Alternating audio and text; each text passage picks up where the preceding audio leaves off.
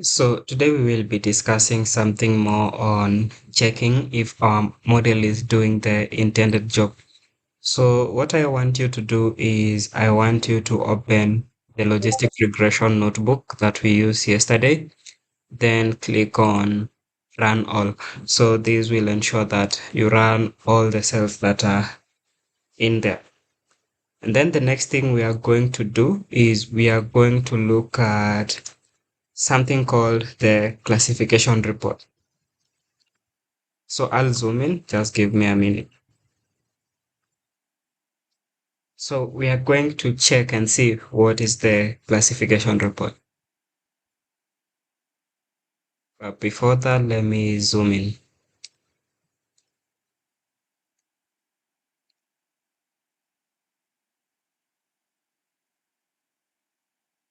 Okay, so that's it. So when we talk of the classification report, we have three things. So first of all, we have the accuracy. And the accuracy, this is the proportion of correctly classified samples. And apart from accuracy, we have something known as the conversion matrix. And the conversion matrix has four things. So in the conversion matrix, we have the true positive, we have the true negative, false positive, and the false negative. Apart from that, we have precision, we have recall, and then we have the F1. We have the F1 score. Okay, so these are the things that we are going to discuss as of today.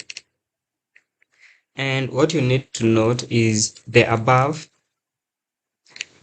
metrics are used to check the model accuracy. So we use this to confirm if the model is doing its intended job or not. So the first thing we are going to discuss is the model accuracy. So the proportion of correctly classified samples. Okay. So if we come back here, so hope I'm recording the session. Yeah. If we come back here and we say, for example, we had 100 samples.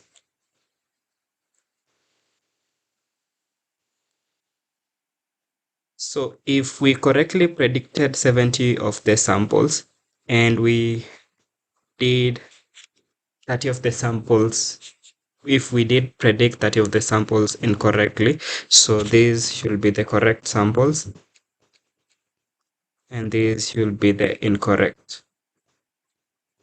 If we predicted 70 of the 100 samples to be correct, then our model accuracy will be equal to 70 divided by 100, which will give you 0.7, which is equivalent to 70% accuracy. So that's basically how we calculate our model accuracy. And it's as simple as that. So that's why we use the accuracy metric up here. And that's the use of this part, logreg.score. So logreg.score gives you the accuracy of the model, which is the number of correctly sampled outputs divided by the total samples that you have in your data, and that gives you the accuracy of your model. So apart from that, we have what we call the conversion matrix, and we are going to discuss what the conversion matrix is.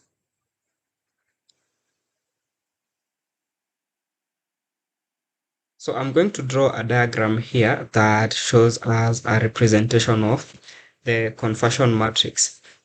And maybe from there, I'm going to inform you where we use the conversion matrix. So this is a diagram that is supposed to represent the conversion matrix. So in here, we have the true positive class, we have the false positive, we have the false negative,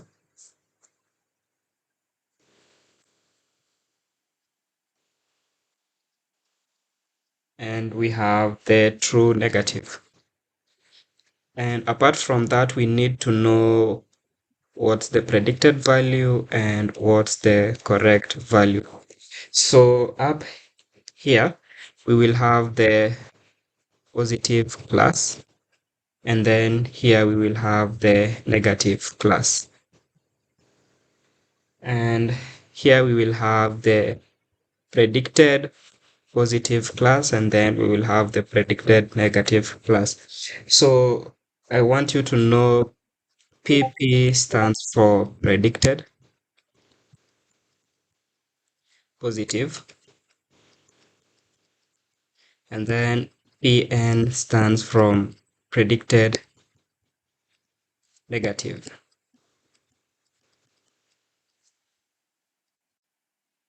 So that's what we have. So up here we have this is the prediction side and this is the actual side. So when we talk of the conversion matrix, we have these four things. So what do we mean by true positive? So I'm going to type that here in the notebook. So I'll add my markdown cell here and then I'm going to type in here.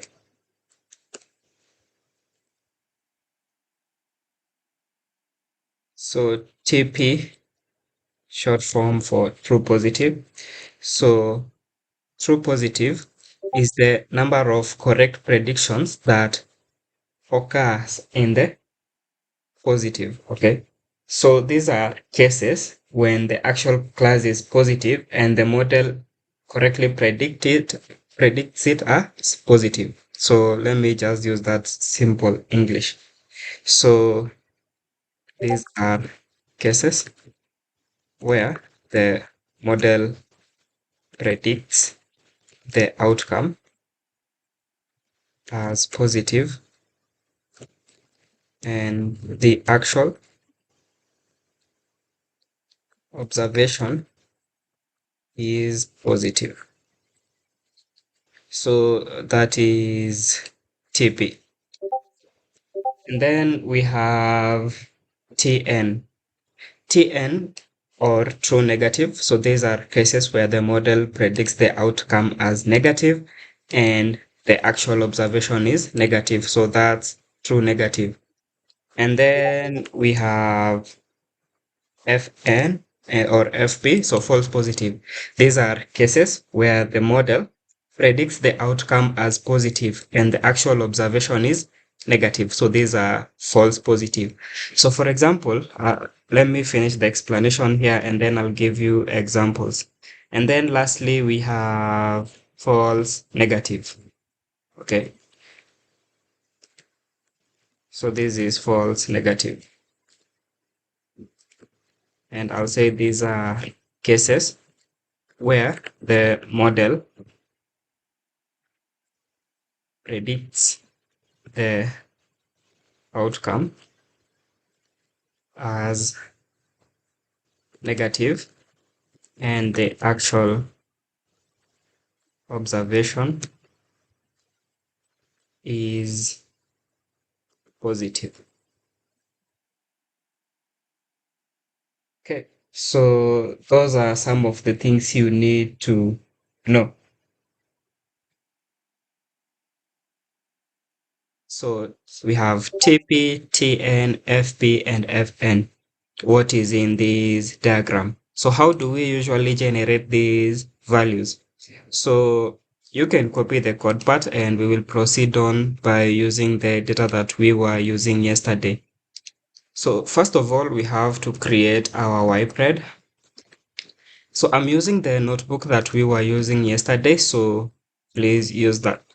So we have our YPRED and our YPRED will be equal to logreg dot predict, and then we will predict on x comma y. So that gives us our YPRED. And then after getting our Y-pred, what we do next is we import the conversion matrix module from sklearn. So we will have from sklearn dot metrics import conversion matrix. So that's how we do it. And then after importing conversion matrix, we have to generate the conversion matrix. So what we will have here is, so maybe I can print it, but let me just type it. So I'll have my conversion matrix, and then what you have is you have to type in your Y-pred, comma, and the Y. So you are comparing the predictions that your model has generated and the actual values that you have. So if we run this, let's see what we get. Okay, so Y-pred only takes X. Yeah, so that's what we have. So I'll give you 2 minutes to copy this code and then we can proceed. So here we have our conversion matrix. So it's not in the form of a table that you've seen here, but it's in the form of a matrix. But already you know that this should be your TP, this should be your FP, this should be your Fn, and this should be your Tn. So after you've known that, then you would know how to interpret these conversion matrix. Yes, questions? Yes, Jesse. So why did you change that into X instead of Y? This part here, Yes. because I'm making predictions based on the features that I have in the data. So Y is our target. So what we are trying to predict is Y. And that's the reason as to why I'm using X here instead of Y. Okay. Is that understood? Yeah. Okay, okay.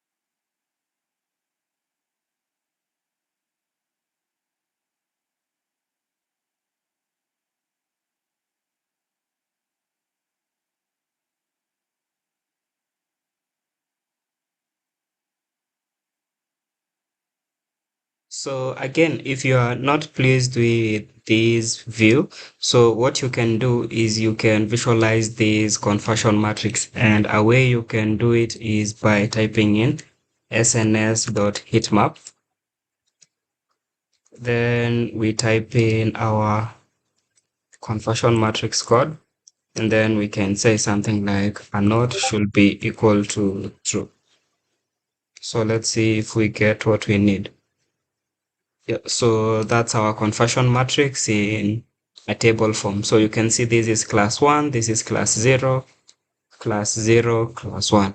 So remember that we have the positive, negative classes. So you'll have to refer back to this diagram to know which class is positive, which class is negative, which class is the predicted positive, which class is the predicted negative. So there you go. That's what you have in terms of a diagram visualization.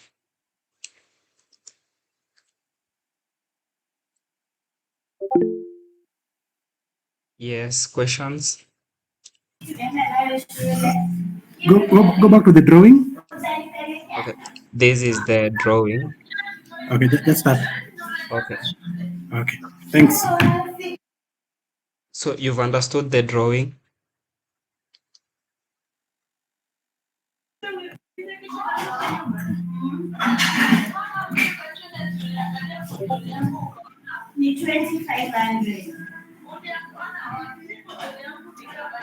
So that's the drawing. This is the code. So I'll give you 1 more minute to complete the code and then we can proceed on.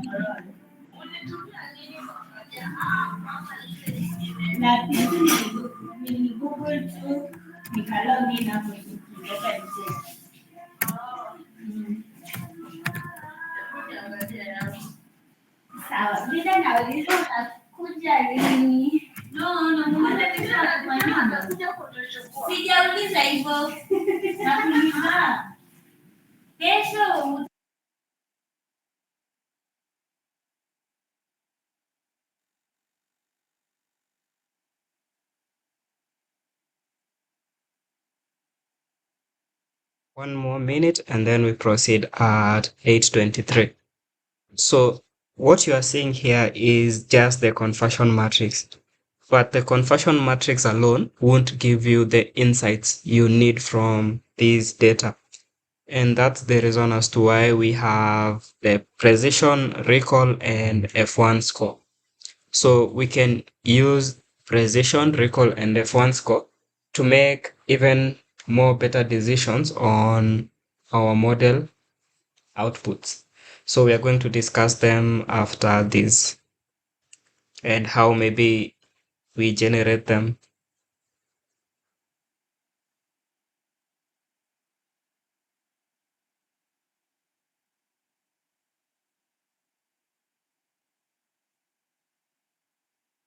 Okay, so we can proceed. So I'll explain what precision, recall, and F1 score mean. So precision, recall, and F1 score are all obtained from the conversion matrix. And what they deliver to us are what we need as to what we can say our model performance is. So I'll start by explaining what precision is. And precision, it refers to the ratio of correctly predicted positive observations. So these are the records of the correctly predicted positive observations.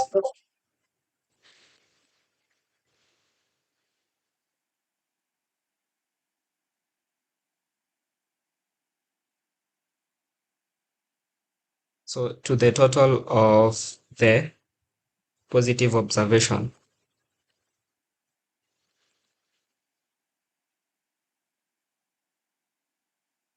So you can ignore the theory part because I'll share the notebook and you'll have access to that. So the importance of precision is it measures the accuracy of the positive class. So it measures.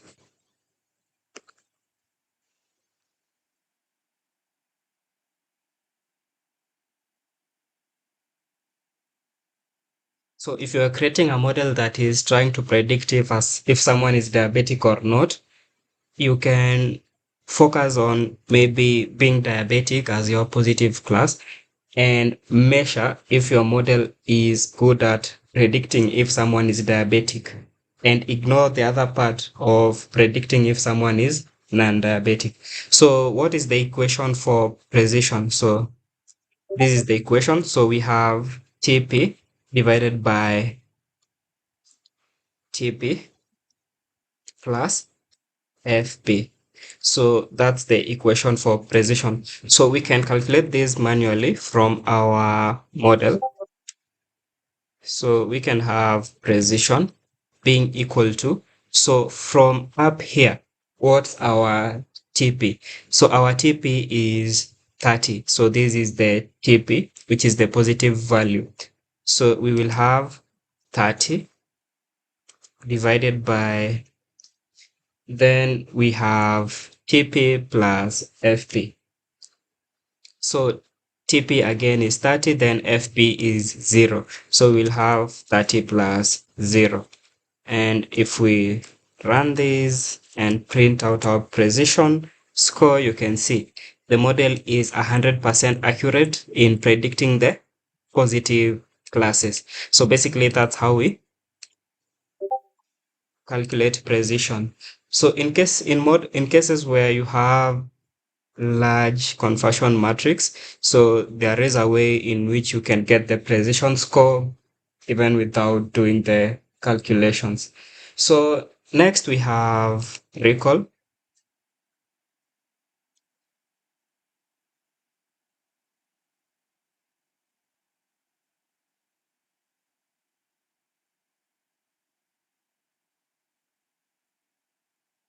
And recall represents the ratio of correctly predicted positive observation to all the observations in the actual class. Okay.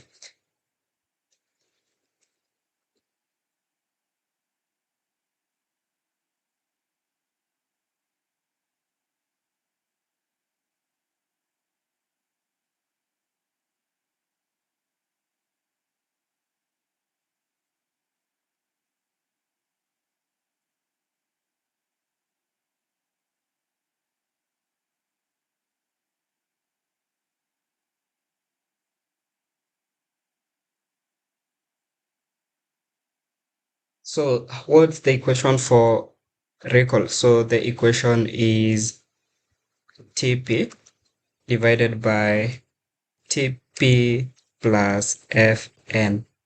So you get all the true positive divided by the true positive plus the false negative. So you get all the values that are for that class. And how do we do it? So we will have our recall being equal to, so our TP is 30, then divided by 30 for TP again. And then if we go up here, our Fn again is equal to 0. So we will have 0. And then if we check our recall score, then it's at 100% again. So if you want to see the clear definitions of these two things, you can head over to this website, the sklearn metrics part, and you can see here we have the precision is the ratio, so TP divided by TP plus FP, where TP is the number of true positives and FP is the number of false positives.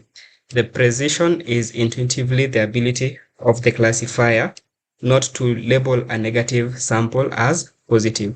Then recall, the recall is intuitively the ability of the classifier to find all the positive samples.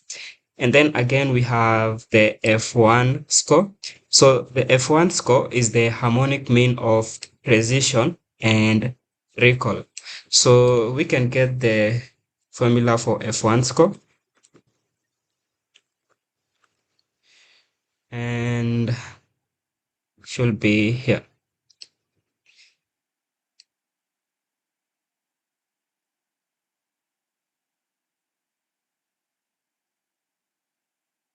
So I'll add that image in here.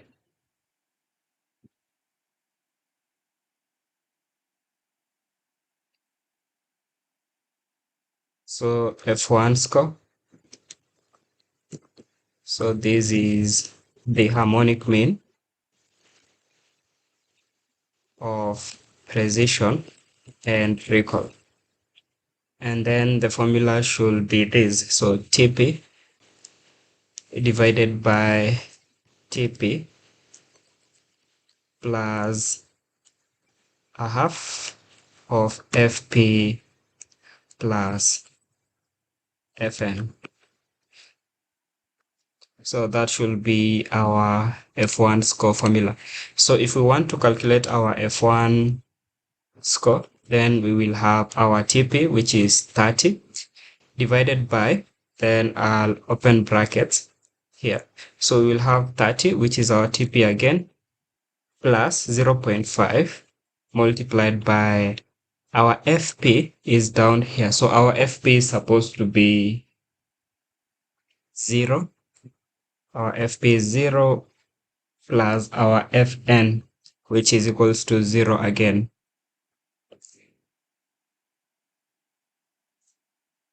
And if we run that and check our F1 score, so it's saying float object is not callable.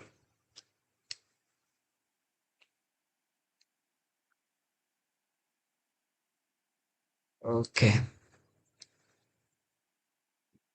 Let's do this calculation outside here and see if it's running.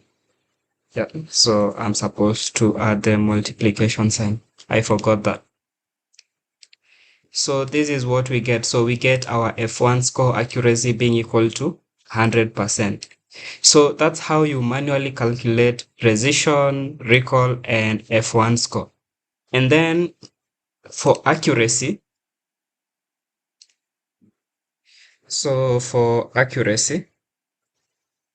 I'll just type in the formula.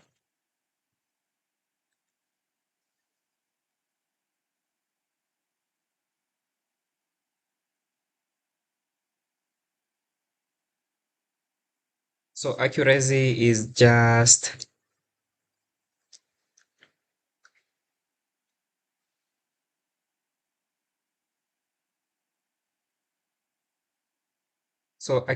equals to TP plus TN divided by everything. So TP plus Tn plus Fp plus Fn. So that's what we get. So here we will have our accuracy being equal to Tp plus Tn is 30 plus 30.